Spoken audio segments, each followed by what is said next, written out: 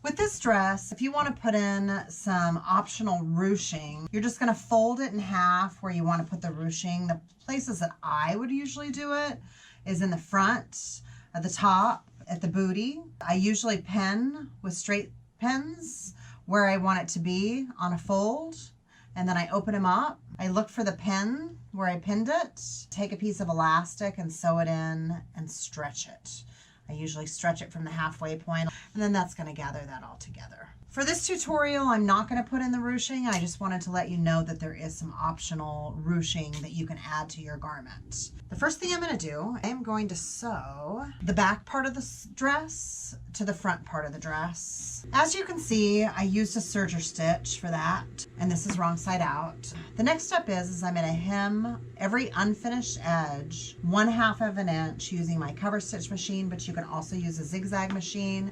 I've hemmed under every edge 1/2 inch. So right here, it does overlap when you sew it. It doesn't go side by side, it overlaps. So we're gonna attach the ties that are gonna go around the back. And what you're gonna do is you're gonna take a binding piece, or you can get creative and even buy ribbon or some other notion from the fabric store. Be creative. You're gonna take the right sides together, this is the side, and then you're gonna put your binding there and you're gonna pin it together. Do a straight stitch right where they're about the same size, because when you're done with that, you're gonna open it and you're gonna sew it again. And then you also want to pin the top. You're just going to pin it right on the side, and we're going to straight stitch this down and secure the stitch. I've taken all the pins out of the top, and I've already secured these strings at the top. And then the other thing, I have sewn a straight stitch across it.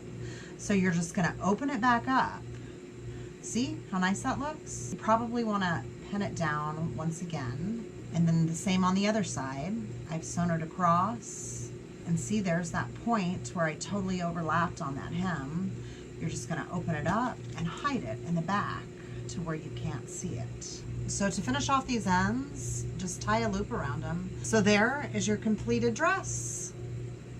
Thank you for watching. Don't forget to subscribe. You can check me out at basictease.com where I sell my sexy digital download sewing pattern. And until next time, stay sexy. Bye.